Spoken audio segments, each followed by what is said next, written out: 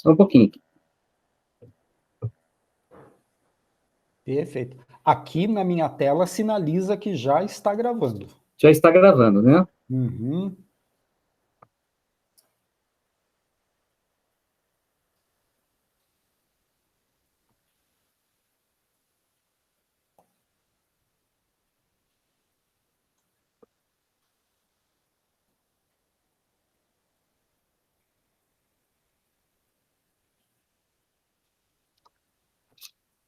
Boa tarde a todos. Damos início ao terceiro colóquio do 7º Grupo de Pesquisas em Direito Eleitoral e Ciência Política.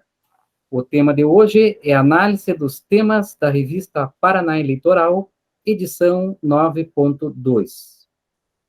Participará de hoje, como membro, a acadêmica Gabriele Cristina Sokol, que ocupa a cadeira 17, representando o Centro Universitário Unidom Bosco. A mesa será presidida pelo professor Henrique Pellini, que ocupa a cadeira 31.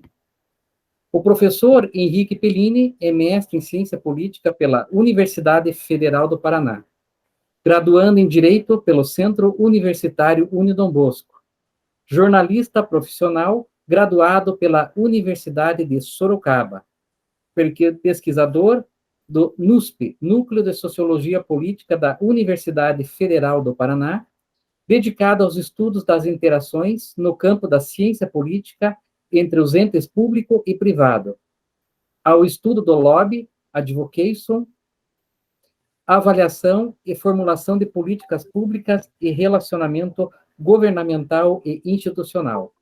Ainda especialista em relações governamentais e institucionais, com experiência no desenvolvimento de estratégias de relações governamentais e comunicação corporativa e institucional, focadas em líderes de opinião, mídia, elites empresariais, elites governamentais e políticas e tomadores de decisão. Em relações governamentais, realiza o monitoramento de políticas públicas e de processos legislativos. Faz relacionamento com órgãos governamentais, infra- e supragovernamentais nas esferas municipal, estaduais e federal. Faz a representação de empresas do setor privado em entidades e associações e junto ao governo. Na área de comunicação institucional, tem expertise na organizações de eventos corporativos e institucionais. Em gestão de crises, reputação e gestão de imagem corporativa e assessoria de imprensa. Atua integrando planos de relações com o governo, lobby, advocacy e imprensa na construção da imagem pública de empresas e entidades, a fim de promover o engajamento com as instituições de interesses dos grupos e empresas que representam.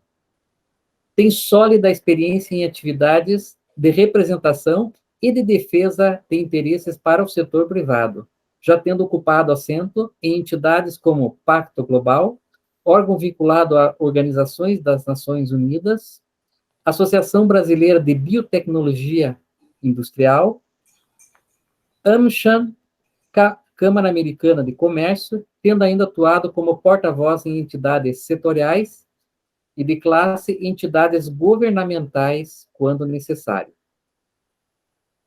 Então, com muita honra, eu passo a palavra para o professor Henrique Pellini. Então, professor, boa tarde, a palavra é sua. Boa tarde, professor Rogério Carlos Borni. Boa tarde, nossa pesquisadora Gabriele Sokol. Boa tarde, colegas e audiência que nos acompanham na tarde de hoje.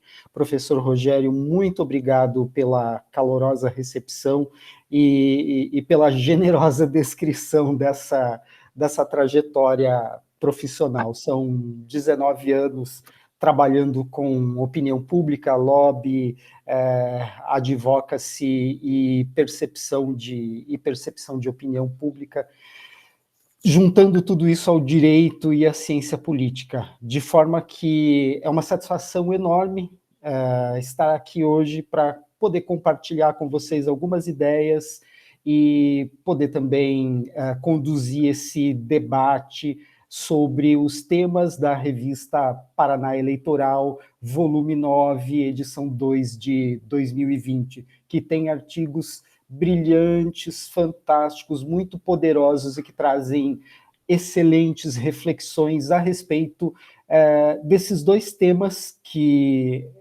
são a opinião pública e a ação coletiva, né, que atuam de uma maneira muito sutil no nosso dia a dia e que, sem que a gente perceba, acabam moldando a nossa realidade. Antes de eu tecer e de eu dar continuidade aos comentários a respeito de ação coletiva e de opinião pública, eu quero cumprimentar e já convocar, já chamar a Gabriele Sokol para que abra sua câmera e a gente vai dar início, assim, às nossas apresentações, né?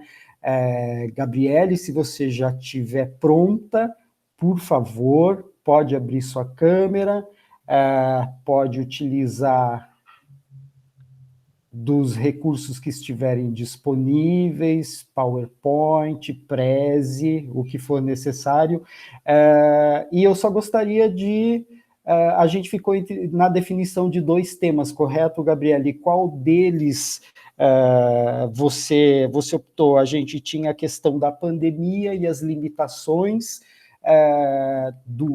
as limitações impostas em ano eleitoral, na campanha, e a gente tinha também a questão da municipalidade, né? E também as novas regras para campanhas eleitorais, né? Nós tínhamos ficado na avaliação desses dois temas. Então, Gabriele, com você, só me informa qual dos temas a gente vai tratar. Boa tarde. Eu peço licença um pouquinho para a Gabriela. Gabriele. Isso. Gabriela, minha querida aluna também. Pessoal, não esqueçam de responder a lista de presença. Eu coloquei o link no chat, tá? Eu sempre esqueço quando estiver anunciando o evento, tá? Então, devolvo a palavra para a querida Gabriele Sokol. Obrigada. Então, eu escolhi o tema, que é o território como um trunfo, os interesses eleitorais na criação dos municípios. Perfeito, excelente.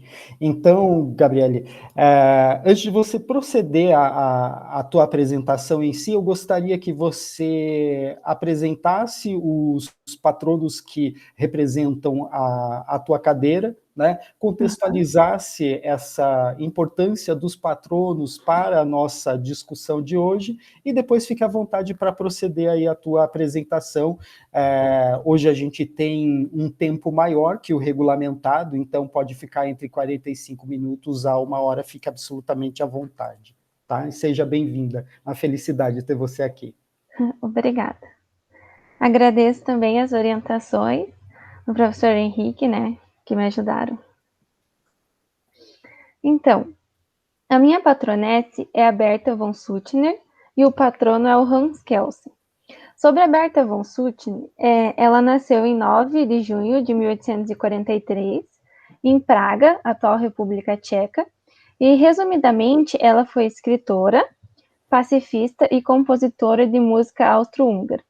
Ela foi a primeira mulher a receber o Prêmio Nobel da Paz por ser uma líder ativista do movimento pacifista. Aos 46 anos, ela publicou o romance Abaixo as Armas, e no livro ela descreve os horrores da guerra pela perspectiva de uma mulher, e ela defende, então, o pacifismo, né, o que seria a ideia de que é possível resolver os conflitos através da conversa, sem utilizar-se, então, de força ou de armas. Uma frase muito interessante da Berta é a seguinte: a guerra é a navegação da evolução em todas... Não, desculpa. A guerra é a negação da evolução em todas as direções. Uma imensa ofensa cometida pelo homem de hoje contra o homem de amanhã. E enquanto ativista, a Berta trabalhou como vice-presidente do Gabinete Internacional da Paz, participou e auxiliou a estabelecer grupos e congressos para promover esse assunto e foi inicialmente essencial para o desenvolvimento, então, das leis internacionais para a preservação da paz, que surgiram após, então, o seu trabalho. Rompeu com os padrões enquanto ativista e escritora, em uma época na qual mulheres deveriam ser apenas vistas e não ouvidas, e as últimas palavras de Berta foram assim: abaixem suas armas, falem para todos, para todos. Agora, eu vou falar um pouquinho do meu patrono, que é o Hans Kelsen. E assim como a Berta, Hans Kelsen nasceu na cidade de Praga, no dia 11 de outubro de 1881. Hans Kelsen, então, ele é um famoso jurista que contribuiu para a elaboração da Constituição da República Austríaca e criou um tribunal guardião da Constituição. Seu primeiro livro é Problemas Capitais da Teoria do Direito Estatal. Hans Kelsen, ele também desenvolveu teorias sobre diversos temas jurídicos, como a justiça, democracia, direito internacional e teoria do direito e do Estado. Possui várias obras, como Teoria Geral das Normas, Direito Internacional e Estado Soberano, a democracia, jurisdição constitucional, o problema da justiça e o que é justiça. Uma das suas produções literárias, então, que teve maior repercussão no mundo jurídico, é a Teoria Pura do Direito. Atualmente, o pensamento de Hans Kelsen, ele permanece entre os doutrinadores, legisladores, estudantes e operadores do direito. Os assuntos que foram, então, por ele debatidos, como direito e a ciência, moral e justiça, norma fundamental, o ser e o dever ser e o direito, então, como normativa de coação, ainda ensejam muita discussão e reflexão. No seu livro Democracia, tem uma frase que eu achei muito interessante do Hans Kelsen, que é: democracia significa identidade entre governantes e governados, entre sujeito e objeto do poder, governo do povo sobre o povo. Então, essa a minha apresentação em relação ao patrono e a patronesse, e agora eu vou dar início ao meu tema escolhido, um dos temas, né, da revista, que foi o território como um trunfo dos interesses eleitorais na criação de municípios. No texto escolhido, então, o autor, que é o Idair Augusto Zink, ele busca esclarecer os processos emancipatórios de municípios, destacando principalmente os pequenos municípios do centro-sul do Paraná, observando, então, os seus conflitos e os interesses eleitorais, analisando publicações do jornal Esquema Oeste e também dados do Tribunal Regional Eleitoral do Paraná. Aqui se traz, portanto, dois vieses na formação desses, então, pequenos municípios.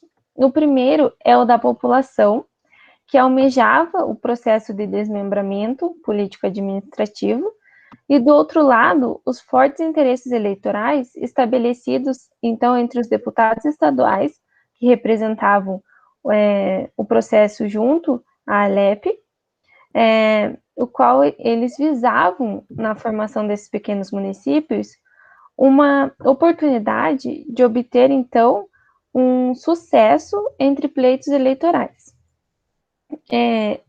Trago aqui uma frase que, para Rafestin, o território é um trunfo particular, recurso e entrave, continente e conteúdo, tudo ao mesmo tempo. O território é o espaço político, o campo de ação dos trunfos. E Gottman também destacava que o território ele é uma oportunidade. Vale-se a gente destacar aqui que falamos de oportunidade como uma maneira de controlar o espaço, os seus recursos naturais, humanos e culturais. Importante, então, diferenciarmos o território de espaço.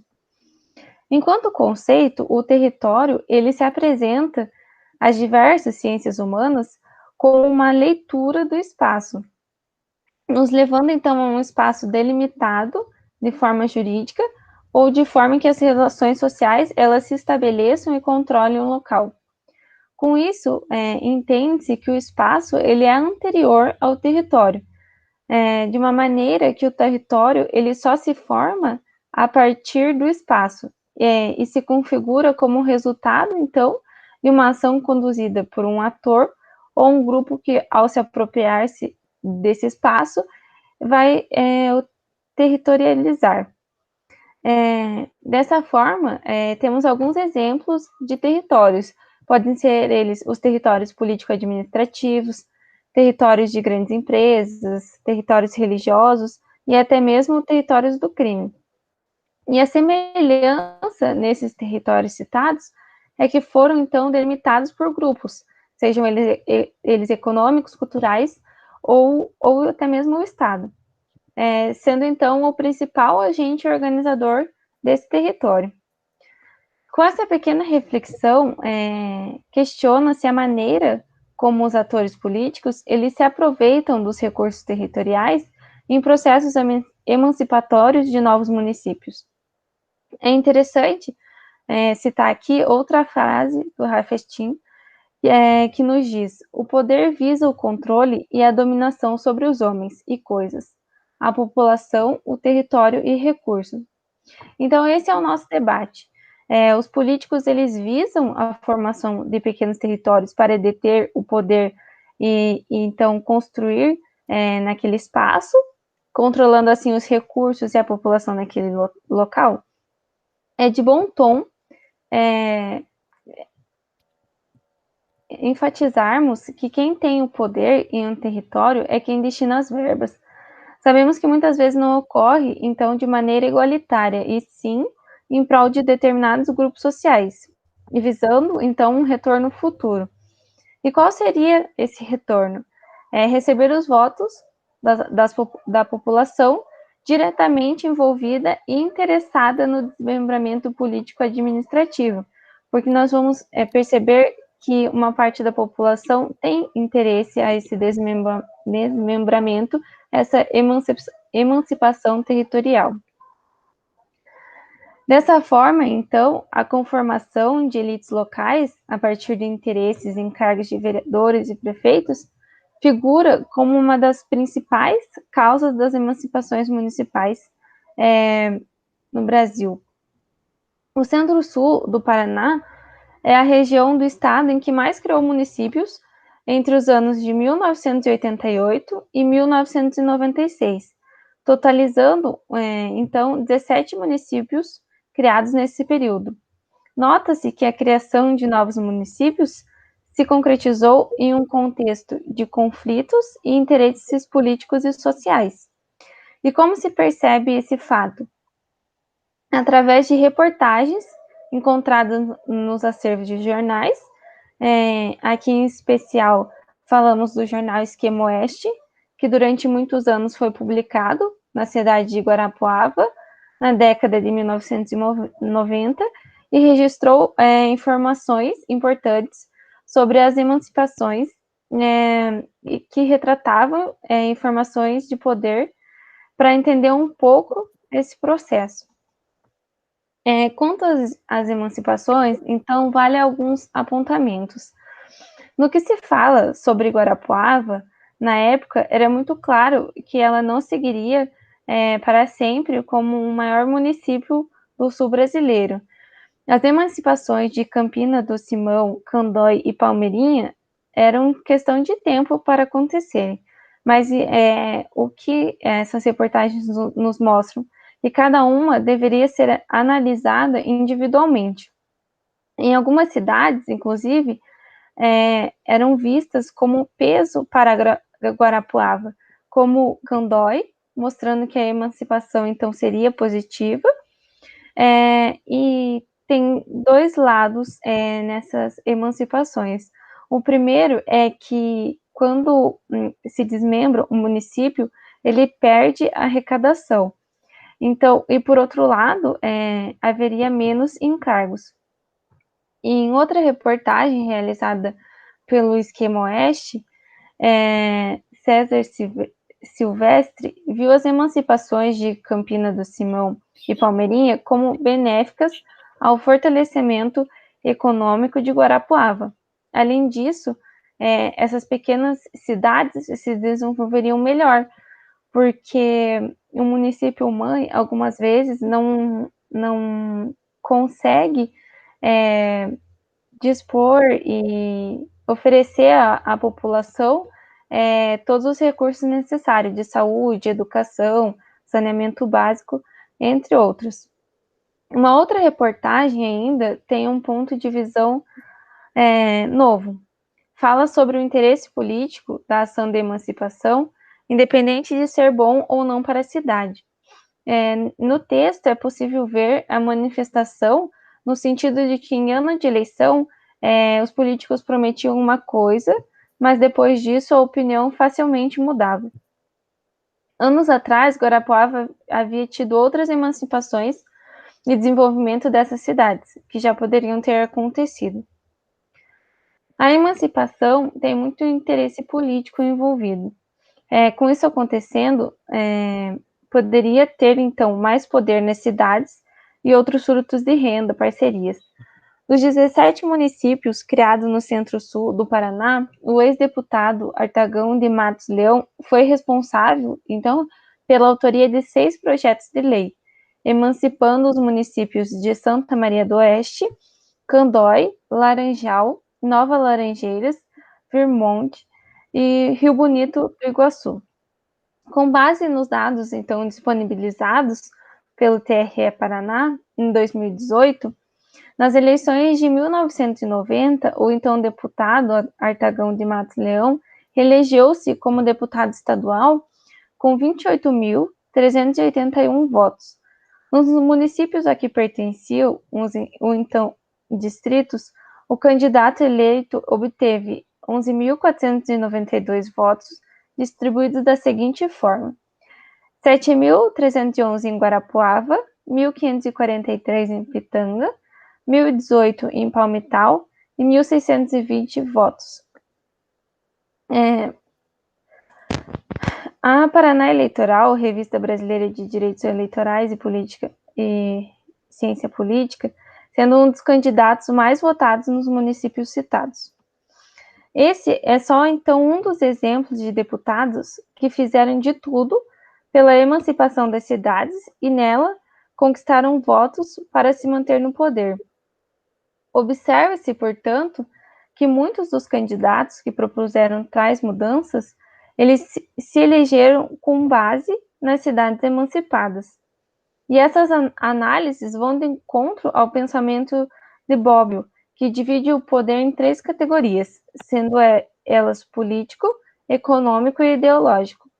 Apesar de separado em termos conceituais para facilitar as análises científicas, o poder ele deve ser pensado de maneira unificada, uma vez, então, que muitos desses casos atuam de forma entrelaçada na busca por determinados interesses e objetivos. De todo modo, havia contraste. Por mais que tivesse o interesse na melhoria da cidade, era fato que isso acarretava também no sucesso do político realizador. Diante disso, conclui-se que na emancipação dos municípios, diversos interesses estão sobrepostos, sejam eles econômicos, políticos ou até mesmo culturais. Também há a visão dos territórios como uma oportunidade ou como um trunfo. E por fim, temos de um lado a oportunidade de crescimento, então, socioterritorial, e do outro lado o recurso eleitoral, que muitas das vezes a própria população se sente representada nos discursos desses políticos, devido então ao abandono da cidade-mãe, apoiando então a emancipação. E essa foi a minha explanação referente a esse tema da revista.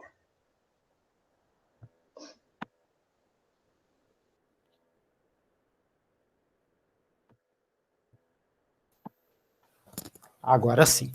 Excelente, Gabi, excelente explanação. A tua linha de narrativa e a tua linha de raciocínio estão bastante claras, precisas. Você captou muito e traduziu de uma forma bastante clara e bastante acessível também o espírito desse texto, que é um dos muitos textos brilhantes que a gente tem nessa edição do volume 9, né, a segunda edição aí de 2020.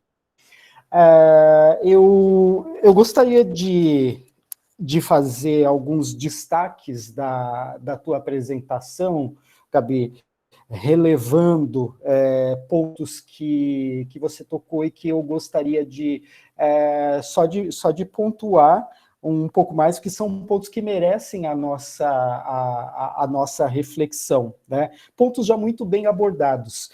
O primeiro deles é essa distinção. Aliás, antes da distinção, interessante observar como a geografia e como outras disciplinas, outras áreas do conhecimento podem ser muito úteis para a gente fazer essa reflexão a respeito da conformação social, a respeito das dinâmicas sociais, a respeito da própria dinâmica da vida política, do direito político e também do processo eleitoral, né? É um trabalho eminentemente, apesar de ter muito conteúdo de autores das sociais, como o Bobbio, o autor ele tem um trabalho também quantitativo bem interessante. Ele consegue gerar esse equilíbrio entre os números e fazer com que esses números conversem com essas teorias que a gente vê sendo desenhadas, delineadas ao longo do texto, né? Isso colocado, eu gostaria de enfatizar, como você bem colocou, a diferença entre território e espaço, e acrescentar uma outra camada de definição, ou uma outra camada para esse entendimento teórico, entre território e espaço, que a ciência política nos traz, e a filosofia política também nos traz, né? Que o espaço, o espaço é o terreno do simbólico, né? É onde as relações se dão no nível das ideias, das ideações, do pensamento, das projeções, né? Isso é muito importante porque a realidade dentro da política, ela é um conflito dentro da política e dentro do direito, de certa forma. Ela é um eterno conflito entre o real, que sempre se impõe ao imaginado, ao ideado, ao pensado, né? E geralmente eu que venho das sociais acompanho esse movimento acontecer cada vez mais. Não são as reflexões que precedem os acontecimentos, na verdade os acontecimentos eles estão, e depois deles é que a gente consegue fazer alguma reflexão. Dificilmente existe alguma capacidade preditiva, se é que se pode dizer assim, nas ciências sociais ou até nas próprias disciplinas do direito, de se predizer alguma coisa. A gente sempre está refletindo algo que aconteceu. É por isso que eu considero importante sempre a gente fazer essa distinção e colocar esses marcadores que distinguem o espaço do território, porque o espaço ele está nessa localização etérea, vaporosa, quase que imaterial, né? Mas o espaço está muito presente, é o terreno do simbólico. E o território nada mais numa redução de pensamento, para a gente poder simplificar, é a materialização desse espaço, é a materialização daquele pensamento, a materialização daquelas ideações ou das ideologias. Então, a gente tem o espaço, em última instância, como o objeto real e manifesto daquele conflito de ideias. E esse conflito de ideias só existe entre os grupos que necessariamente precisam ter interesses antagônicos para que qualquer transformação seja levada a cabo.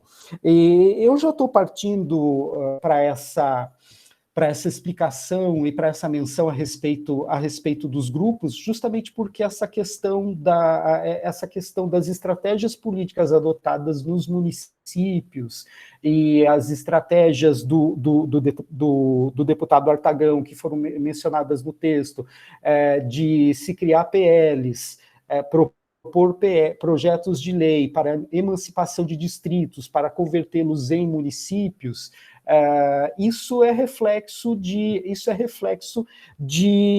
do espaço do espaço de um grupo de interesse, da ação de um grupo que vai se materializar, como de fato se materializou, né?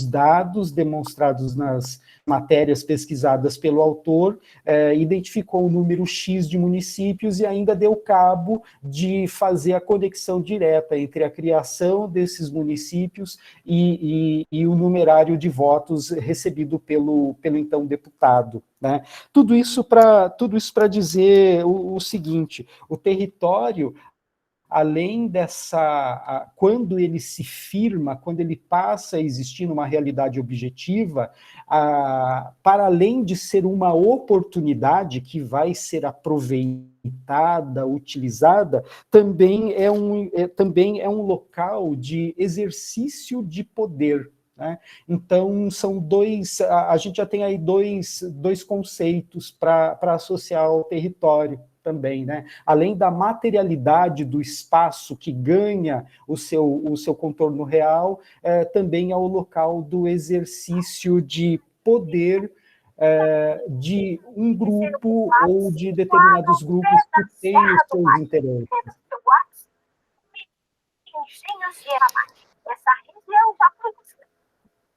Temos alguém com o microfone aberto, eu só estou tendo um retorno, por isso que eu parei, que eu não consegui. Sou eu, Henrique, desculpa, tá? Perdão, professor, perdão, não quis ser deselegante.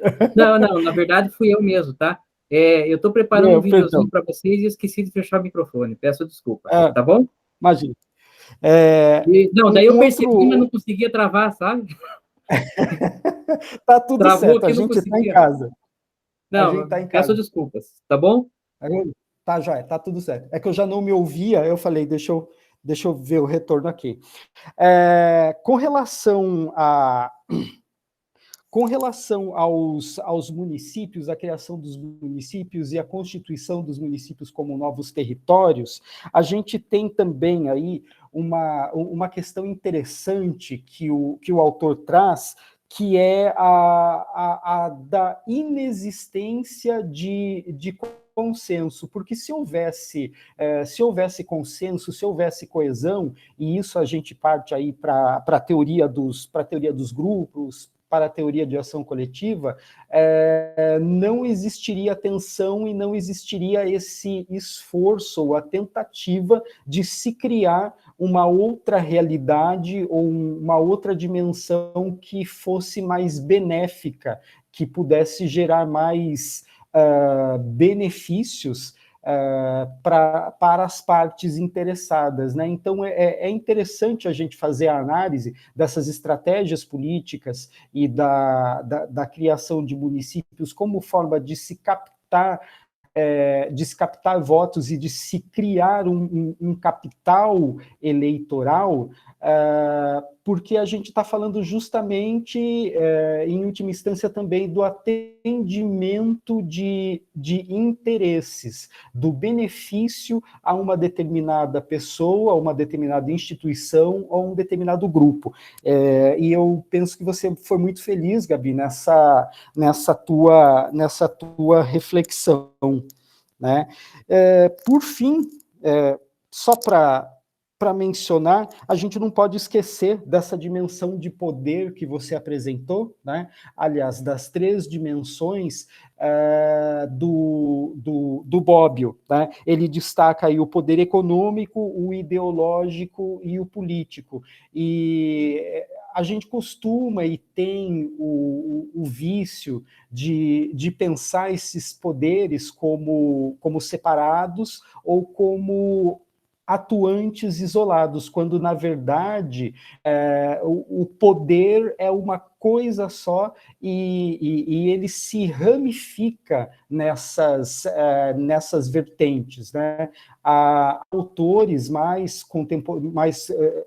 contemporâneos ao Bobbio e que fazem releituras dele também que dizem isso, e eu me filio a essa corrente, que o poder é um só, mas as ramificações pelas quais o poder se manifesta, elas podem ser diversas, ultrapassando, inclusive, essa nomenclatura que o próprio Bobbio utiliza, né, de político, o econômico e o ideológico, sendo que o ideológico é o que mais consegue abarcar outras matizes aí, porque no ideológico a gente consegue colocar cultura, a gente consegue colocar religião, a gente consegue colocar aspectos da moral, aspectos da ética, e tudo isso corrobora e participa na formação desses, primeiro na ideação dos territórios, na ideação dos espaços, e depois na formação objetiva dos territórios. Dessa maneira, então, eu concluo os meus comentários a respeito da sua apresentação e peço a licença, professor Rogério, para falar dos meus patronos, que de início eu não fiz a apresentação deles, e são pessoas assim, muito especiais e que tiveram uma grande influência na minha formação. Eu vou pedir licença para tentar compartilhar a tela. Vamos ver se eu consigo aqui.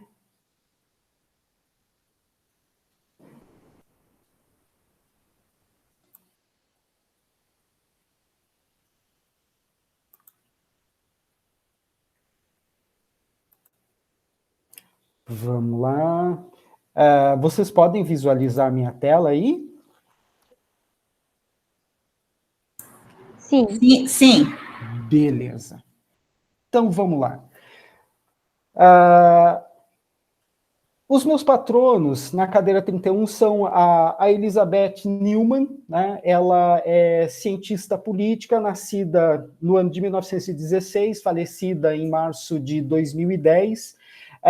Ela é uma das grandes pensadoras das teorias de opinião pública, né? A obra mais famosa de produção intelectual da Elizabeth Neumann é The Public Opinion, Our Social Skin, né? Ou seja, a opinião pública, o nosso tecido social. E nesse livro, nessa obra, que é a Espiral do Silêncio, a Elizabeth Neumann, ela traz reflexões justamente de como opinião pública, e aí opinião pública a gente está falando não só de imprensa, mas de outros atores como,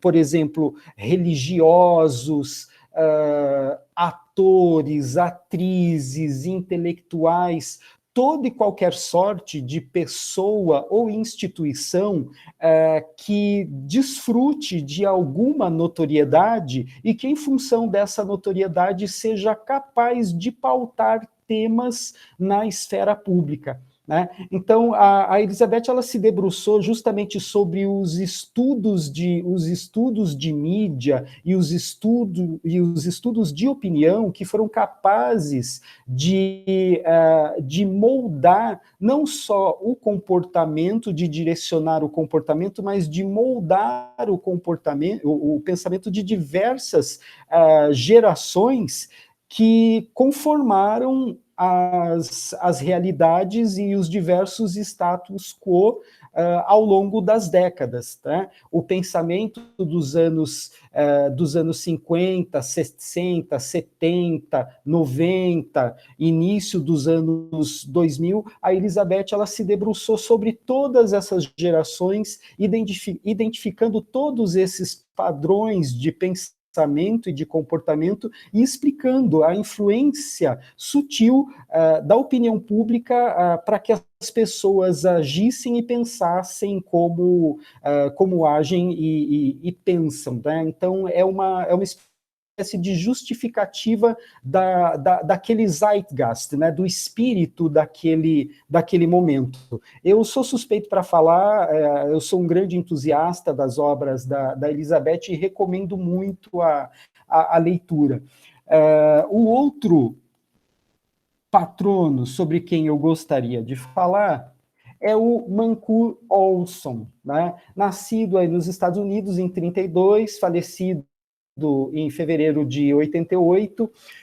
O Mancur Olson ele foi um cientista político e economista, e o grande mérito da carreira e da produção acadêmica dele foi justamente a partir de modelos econômicos explicar a dinâmica e a formação do tecido social e também a dinâmica e funcionamento da política. Né? E ele tem obras fantásticas onde ele discorre sobre temas como o liberalismo, a social-democracia, os efeitos os efeitos daquilo que se pretendia como socialismo. Então ele faz uma passagem pela história de todos esses movimentos econômicos que também influenciaram a vida em sociedade e influenciaram a vida política. E a grande obra da vida dele é justamente ter produzido grandes reflexões a partir da economia e associando esses conceitos da economia com a ciência política. Ele produziu uma teoria única que se chama teoria da ação coletiva, onde ele descreve, a partir da observação de alguns grupos empresariais e também de grupos do movimento sindical e operário, como os grupos de interesse se organizam e internamente como pensam e quais são os seus ideais e de que ferramentas esses grupos se servem para que possam pautar e discutir com a sociedade os seus interesses. Também recomendo altamente, principalmente a leitura, principalmente do livro A Teoria da Ação Coletiva, apesar de ser um livro aí com um pouco mais de 60 anos, é um livro que até hoje diz muito e explica muito de como a nossa sociedade explica muito sobre a formação da nossa sociedade. E no mundo globalizado de hoje, principalmente num mundo onde a gente tem cada vez mais corporações, entidades não governamentais, entidades da sociedade civil organizada atuando e tomando lugar do Estado, faz todo sentido que a gente faça essa reflexão sobre a ação coletiva também, porque diz respeito diretamente às nossas vidas e ao nosso zeitgeist, ao espírito do nosso tempo. É isso, meus queridos, eu encerro a minha fala por aqui, devolvo a palavra ao meu querido professor Borne, e o espaço fica aberto para quem quiser se manifestar, para nos colocar perguntas ou reflexões. Eu e Gabi vamos ter a satisfação de dialogar com vocês. Muito obrigado. Olá. Bom, primeiramente, eu só estou lembrando para não esquecerem de responder a lista de presença, que está lá no chat, tá? Antes dos meus comentários, eu quero abrir. Alguém gostaria de comentar sobre o tema? A palavra está aberta.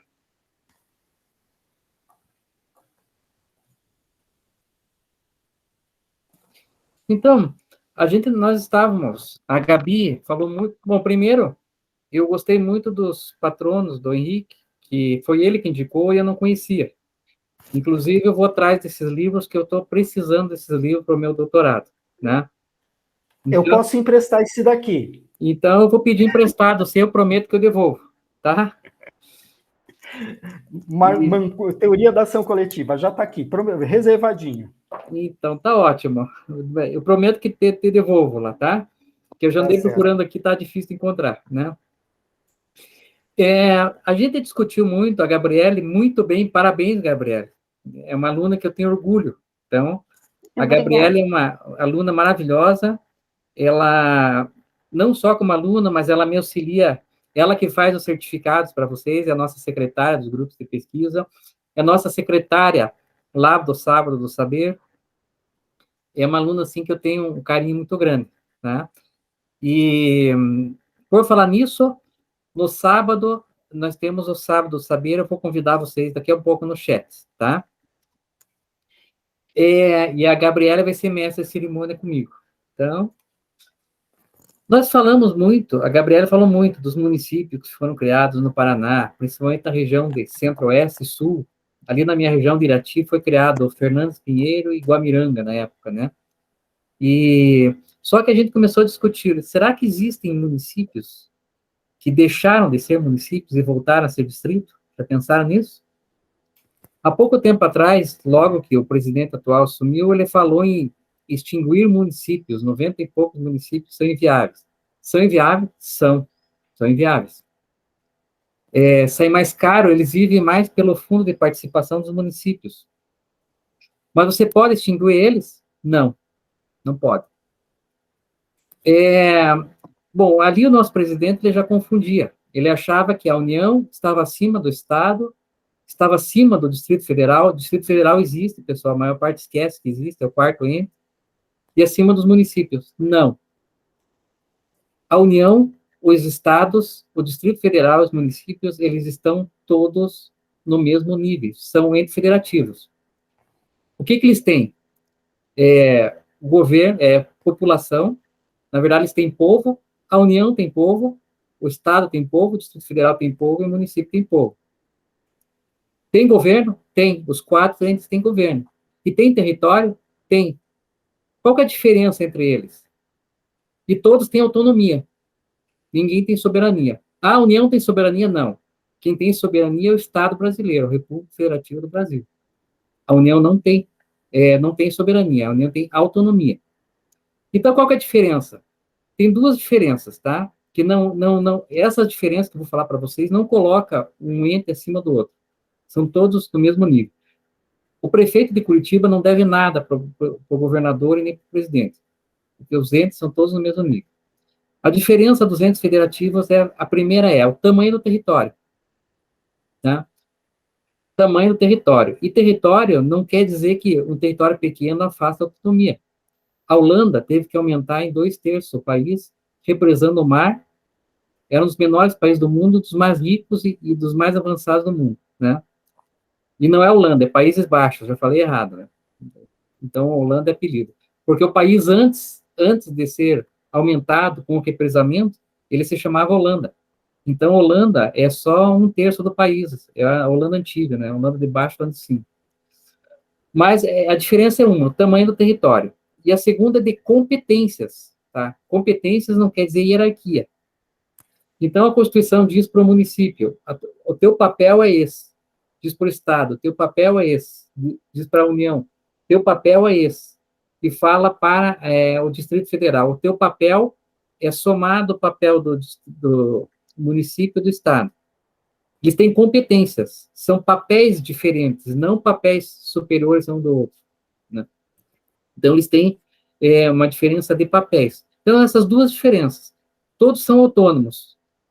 Todos são autônomos. Nem a União, nem o Estado, nem o Distrito Federal, nem o município pode celebrar tratado internacional. Ah, mas a União pode? Não, já vou explicar. Tá? Então, existe essa diferença. E a diferença é que, para cumprir esses papéis, eles têm fontes diferentes. Então, a Constituição diz quais são os tributos que o Estado pode receber, o município, o Distrito Federal e a União. Mas daí vem aquela pergunta que eu fiz para vocês. Mas a União celebra tratado? Não, a União não celebra tratado. Ela representa o Estado brasileiro. Então, acontece o seguinte, nós temos a República Federativa do Brasil, que representa todos os entes perante os outros países. A República Federativa do Brasil, ela não existe no papel. A República Federativa do Brasil, ela é um ente abstrato, porque o nosso país é presidencialista. Então, lá nos países parlamentaristas tem o Estado e o governo. E aqui o nosso Estado é abstrato. Então, para celebrar tratados no exterior, quem assina o tratado é o presidente da República. Só que ele assina em nome da União e a União assina em nome da República Federativa do Brasil. Então, acontece o seguinte, tem a República Federativa do Brasil, ela passa uma procuração para a União assina o tratado, mas representando o Estado brasileiro, então Estado e governo. Então, é essa que é a diferença. Então, por isso que se diz que o presidente da República, nosso, ele acumula a chefia de Estado e a chefia de governo. Então, porque o nosso Estado é presidencialista. Se nosso Estado fosse parlamentarista, o primeiro-ministro hoje seria o chefe da Casa Civil, que faz esse papel de coalizão, né, entre o governo e o Congresso Nacional, em regra, né. Não está escrito que é o papel dele, mas na prática ele funciona dessa forma. Então, a União, ela não tem poder para extinguir município nenhum. Leis da União só valem dentro do Estado, dentro do município, só interferem na lei local, quando a União assina em nome do Estado brasileiro. Quando que a lei é feita pelo Estado brasileiro e não pela União, pela soberania do Estado brasileiro e não pela União. Quando a Constituição diz que é caso de lei complementar é uma lei que ela é aprovada em nome do Estado brasileiro e não da União. E quando está escrito normas gerais, então, por exemplo, normas gerais de direito tributário, a norma geral de direito tributário é uma lei formalmente ordinária e materialmente complementar. Então, nesses casos, quando é norma geral ou lei complementar, o Congresso está votando uma lei, o Congresso está votando uma lei em nome do Estado brasileiro, que tem soberania. Então, essa é a diferença básica. Mas voltamos à pergunta. Então, a União não pode extinguir municípios, só por emenda constitucional, praticamente. E olha lá, porque não sei se não é cláusula PEC, né? Quem pode extinguir o município? Só o próprio município. Hoje está mais difícil criar um município, está bem mais rigoroso. Quem pode extinguir o município? Só o próprio município, por, por plebiscito prévio e autorização do Congresso Nacional, partindo do município. Então, o município só pode ser extinto desta forma, tá? E eu pergunto para vocês, vocês já ouviram falar de algum município que foi extinto no Brasil? Então, eu vou fazer o seguinte, eu costumo, nas minhas aulas, lá no Centro Universitário Dom Bosco, nas aulas mais novas agora, que principalmente depois que a gente passou para o sistema híbrido, eu costumo achar uma reportagem para cada aula, não consegui todos, né? E esse vídeo que eu vou passar para vocês, que é uma reportagem da RPC, eu vou passar para vocês agora, dá uns 7 minutos mais ou menos, sobre esse tema extinção de municípios. Então, só um minutinho. Vamos ver se eu consigo anexar um vídeo aqui.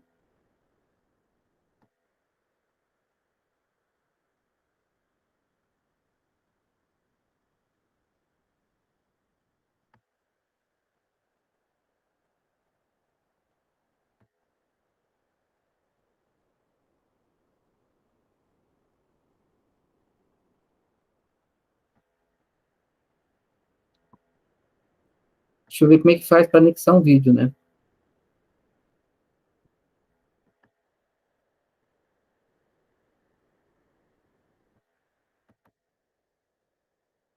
Só um pouquinho que não está aparecendo esse vídeo para mim aqui.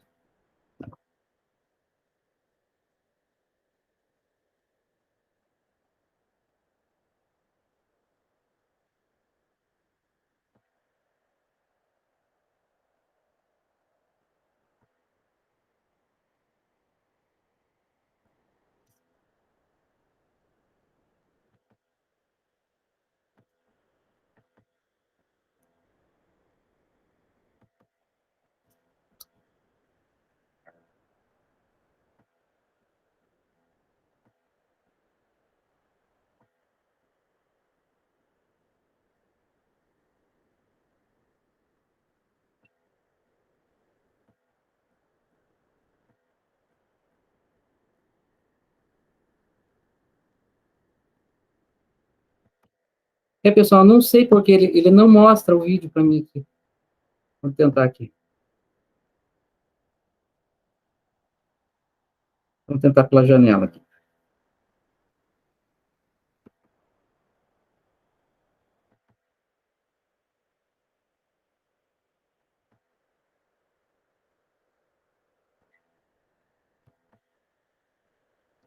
Só um pouquinho, pessoal. Deixa eu tentar mudar o formato do vídeo aqui.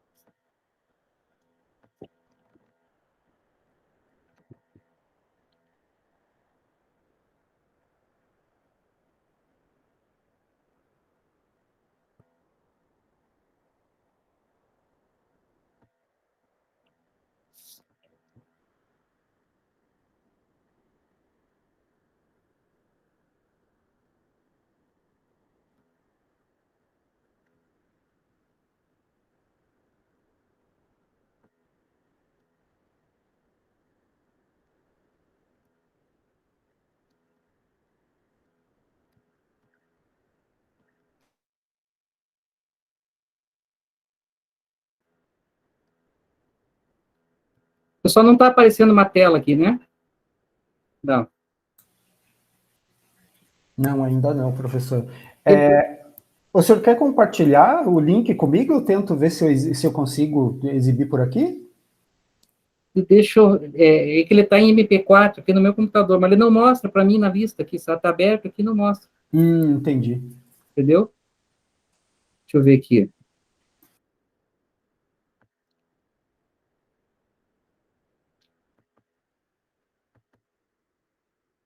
Não.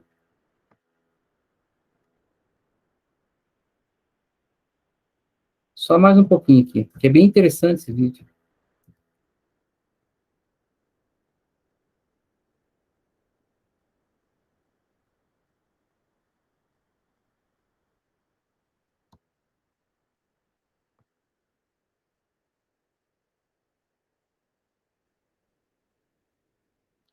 Sem chance.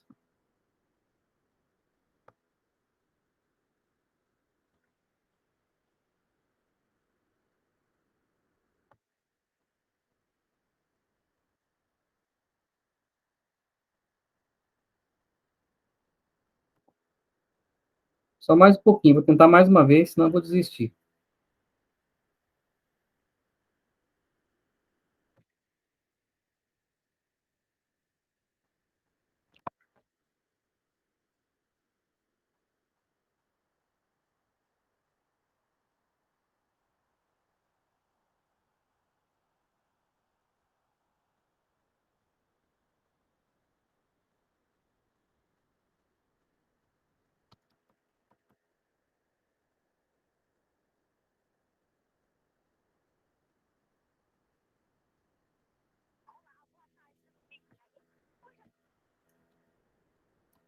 Mudei o formato, vamos ver se dá certo.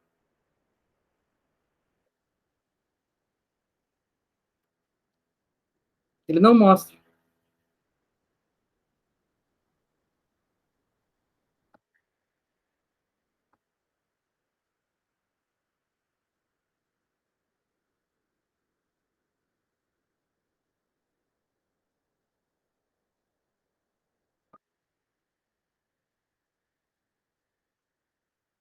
Ah, agora vai dar.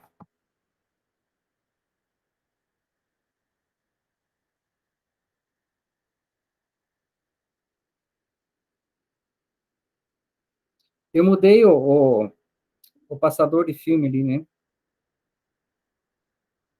Tá aparecendo para vocês? Tá sim. Tá? Sim.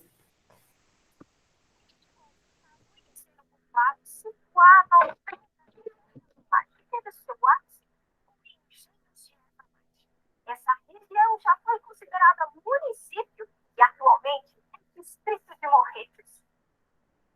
Bem-vindo e bem-vinda a Porto de Cima. Não pode!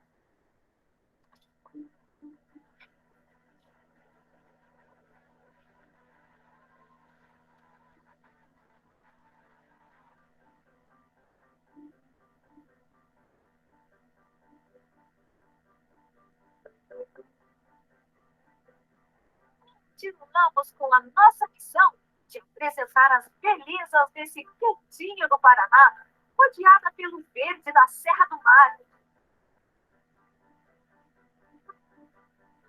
Morretes é privilegiada pelas suas belas paisagens. A que mais se destaca, aqui, ó, desfiando, é o Marubi e a sua cadeia de montanhas. Lá no alto é onde nós vamos terminar a nossa jornada. Hoje, a nossa parada é em Porto de Cima, pegando rumo ao sentido da Estrada Graciosa, mais de 6 quilômetros de reta, e chegamos na Vila Simpática, contornada pelo rio Jundiaquara. Vejam bem, Porto de Cima fazia parte do município de Morretes. Na sequência, com seu crescimento, ela foi emancipada, tornou-se município. Em 1931, este município foi extinto por um decreto do governador da época e anexado ao município de Morretes como distrito. E até hoje continua essa situação política, né? Sou natural de Morretes e nasci na cidade, eu sou porto-cimense. E então nós tínhamos ainda o registro das crianças, eram feitos em cima, nasci, fui registrado, batizado, e fiz a primeira comunhão aqui na cidade de Porto nessa distrito de Porto de Cima.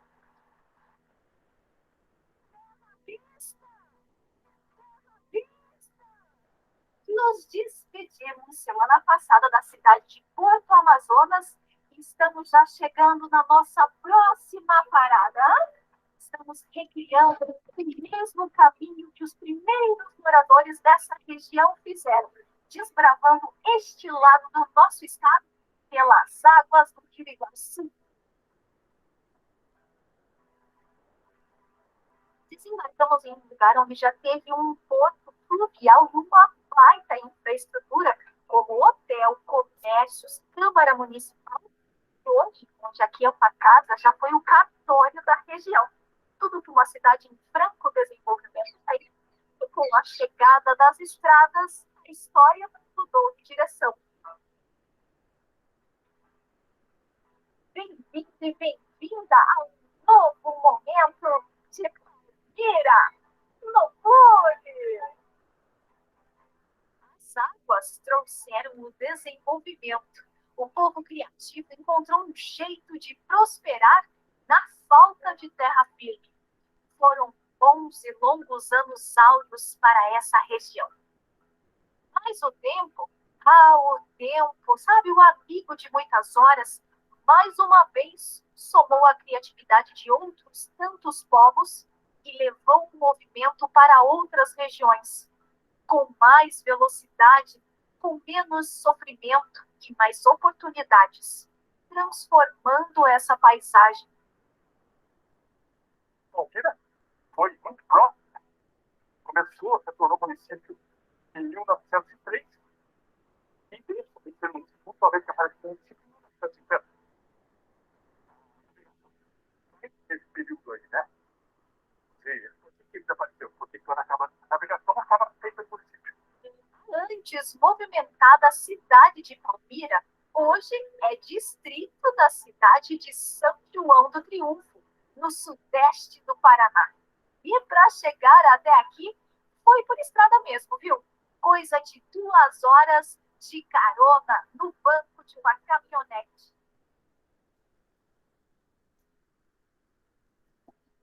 Então, pessoal, só um pouquinho.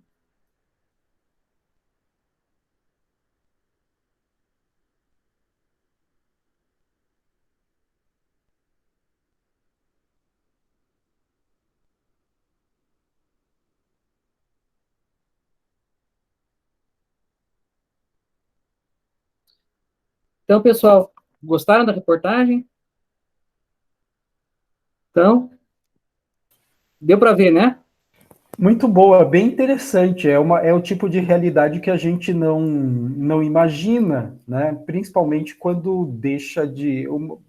É engraçado ver uma cidade deixar de ser cidade, ser anexada novamente como distrito, né? Eu sempre fico me perguntando que condições é que acabam levando a isso, né? A minha curiosidade de cientista social sempre me faz questionar isso.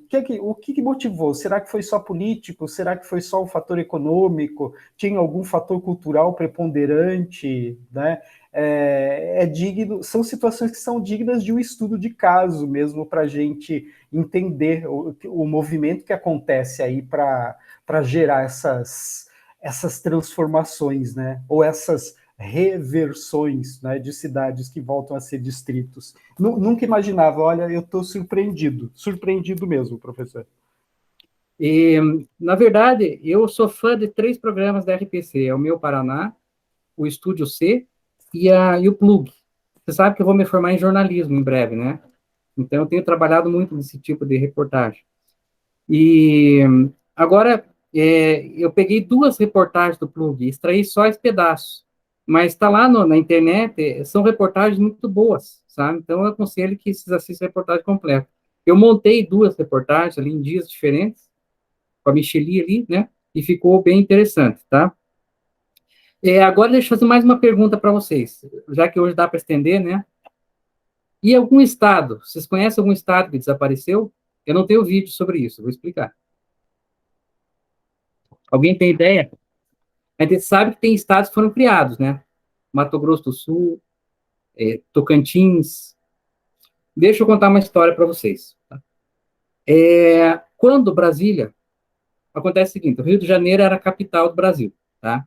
Rio de Janeiro era a capital do Brasil e existia Rio de Janeiro, era Distrito Federal. Distrito Federal, dentro do Distrito Federal estava o Rio de Janeiro, a cidade do Rio de Janeiro. O estado do Rio de Janeiro, aliás, tinha Distrito Federal com a cidade do Rio de Janeiro. E em volta tinha o estado do Rio de Janeiro com a capital Niterói. Tá? Então, era assim que fazia até a fundação de Brasília. Na verdade, fundação do Distrito Federal, mas vou falar Brasília para não dar confusão com a palavra. Tá? Então, funcionou assim.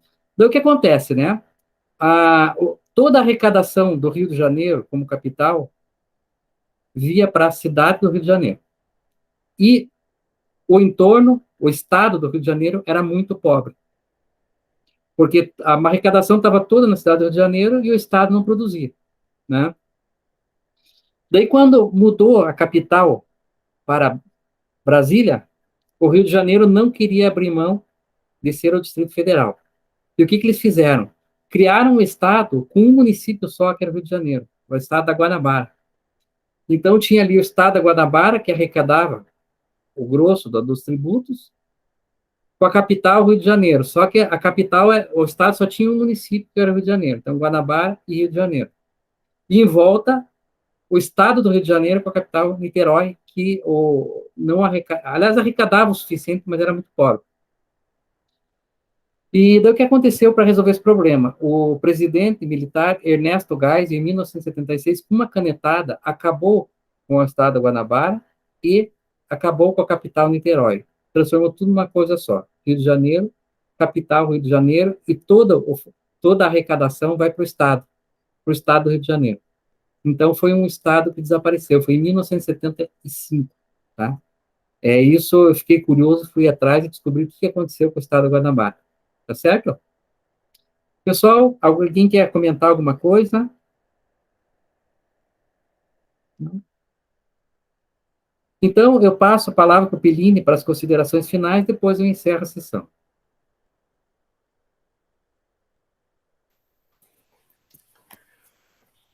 Professor Rogério, Gabriele, colegas que estão acompanhando.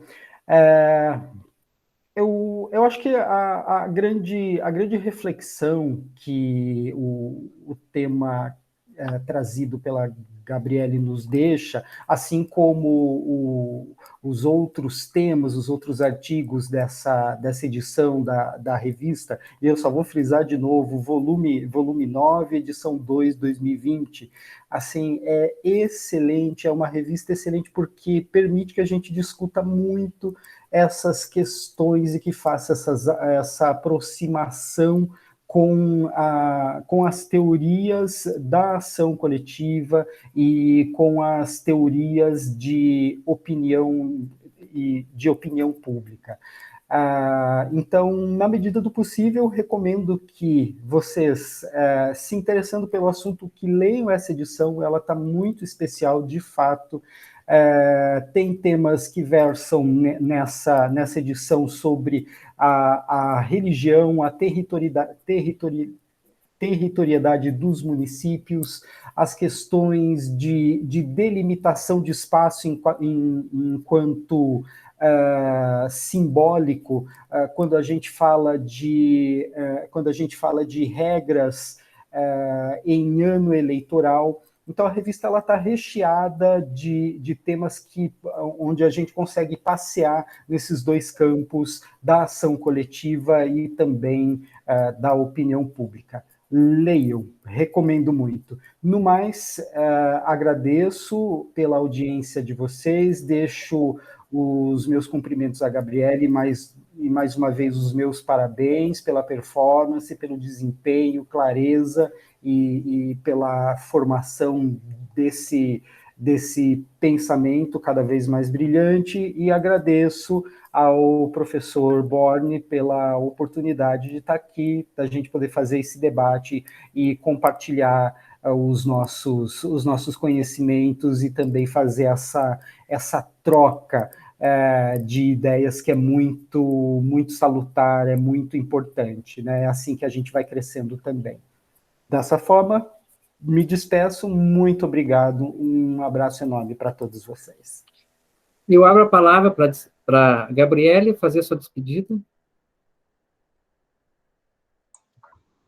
Agradeço também a todos pela presença e agradeço ao professor Rogério, professor Henrique, pela oportunidade, pelos esclarecimentos, pela ajuda aqui nessa apresentação.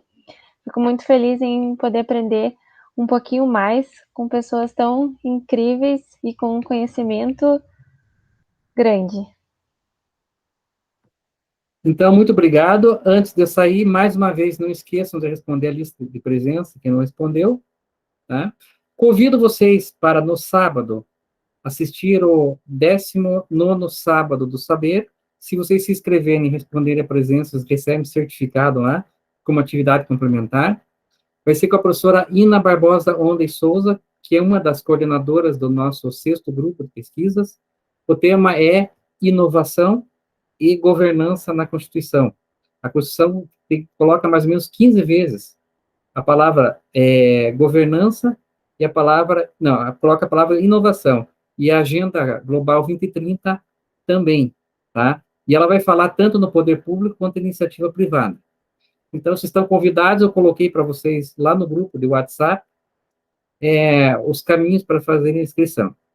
Então, um abraço a todos, um abraço fraterno, um excelente final de semana. Aproveitem a semana de vocês e declaro encerrado a sessão. Antes de falar, a Gabriele, eu te incentivo, se você gostou do tema, vê se esse não é um tema bom para o teu TCC, que o município é uma coisa bem bacana. Então, declaro encerrada a sessão.